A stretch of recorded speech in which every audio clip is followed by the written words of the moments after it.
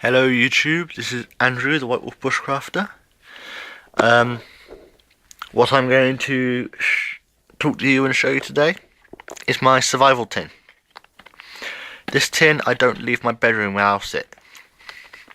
No, seriously, it lives under my pillow. I don't leave my bedroom without this little kit. There are hundreds of videos, millions of videos I'm guessing, on YouTube of survival kits. I've watched some of them and used their information to put this kit together to help me with my ideas and various things such as. But I'm now going to show you my kit and what's in it and all that sort of stuff. So obviously comes a regular sized tobacco tin. Mine's got the England design in it, such as the one I picked up cheap. The lid, reflective. That's quite important. I'm using my phone light, so that's what you can see reflecting. And over there is my bedroom light. There's no tape or elastic bands holding this together. I haven't got any of those on here, but it's not too much of a problem. I have got 4 normal size plasters, and they're just for if you cut yourself or anything using a knife, or hopefully you don't cut yourself, but if you do, obviously that's what this tin is about. Use the kit in it. Commando wire saw, this one's rolled up. It used to have bits of material on the end, but I've taken those out. Simply because I can use 2 sticks in the end to hold them as toggles and pull against. It's a Ziploc bag, which I can use for water collection, for carrying things. If I pick up a carcass, chuck it in there so it doesn't bloody my kits. Matches. I have 10 lifeboat matches, 10 waterproof matches, and I've put them into a bag which fish hooks came in. I bought fish hooks and this is the bag. And there's the striker, which I normally just tuck into the back, away from the matches so they don't risk striking if anything moves. The thing with this kit is nothing moves in it. There's enough kit in here that nothing moves when I'm running or walking with it. Okay. The true utility folding lock knife. It's a 2-inch knife. Locking. Good little thing. Stainless steel so it won't rust on you, won't damage. Sharp. And I've got a little bit of a lanyard on there made out of some thin twine that'll go through the hole. That way I can just kind of hold on to it, attach it to other things and whatever. But that's quite useful.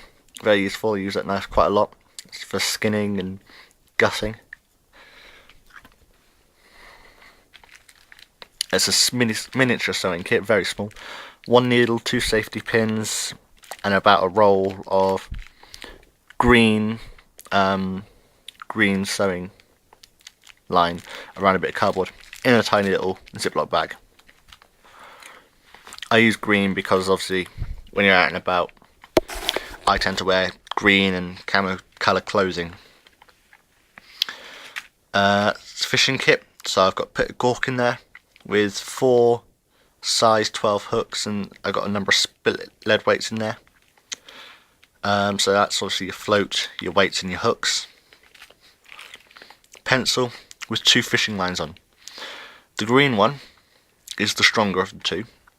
The green one is 20-pound breaking strain, 20-pound breaking strain braided fishing line, and the other one is plastic 10-pound breaking strain, so both very strong.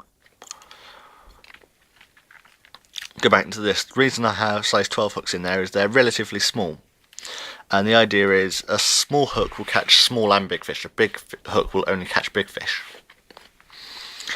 So next I've got another Ziploc bag with 2 cotton wool balls, covered in olive oil.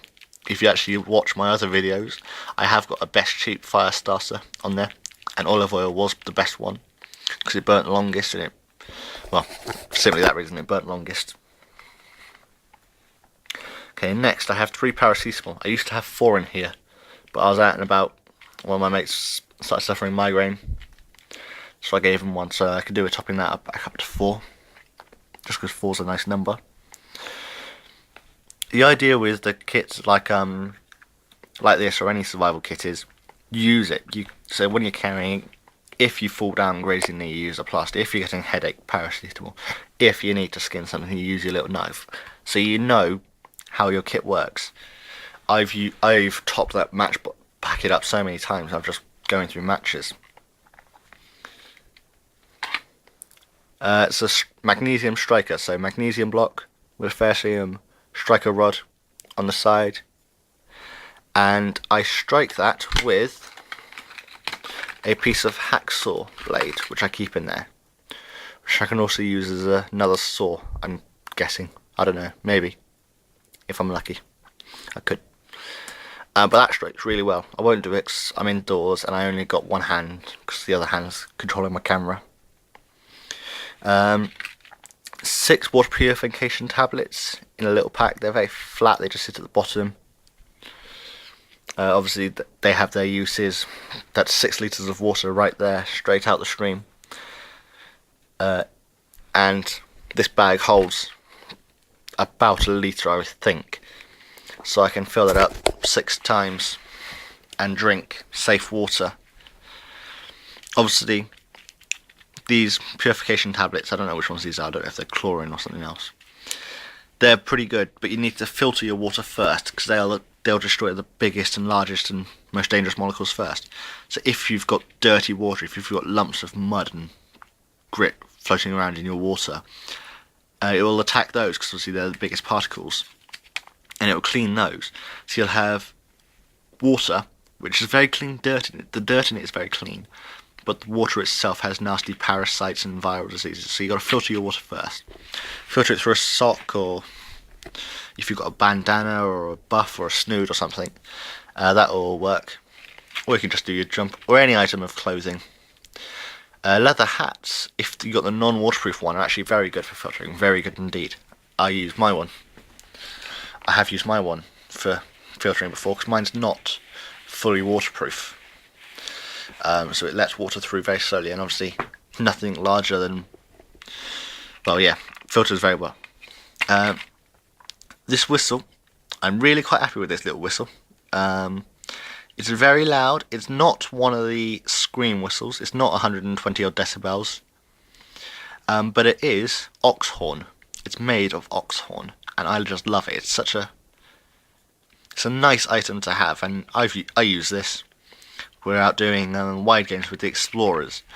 I'll take that along with my torch, my button torch, out of my survival tin and put it into my inside coat pocket where I can reach them quicker, because I keep my survival tin in my cargo pocket of my trousers. So to access those two quicker, so yeah, got a little LED button torch and a whistle, which is very loud. It's not a scream whistle, but it is very loud and very piercing. I put those into my inside pocket so I can reach them quicker. Magnifying glass, 3 times zoom, 6 times zoom. What I'm going to do eventually is I'm just going to cut that off around there and just chuck the 6 in there, because I don't want the 3. I keep thinking about it and I never get around to doing it. It's something I've got to do soon.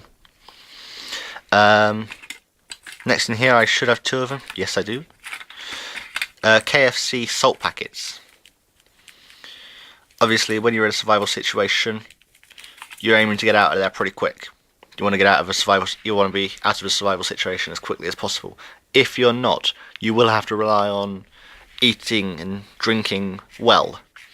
Obviously your body needs various nutrients and vitamins and stuff to stay healthy, and one thing is salt, and that can become quite hard to come by, because rabbits, I can speak from experience, rabbits and nettles and water don't have a lot of salt.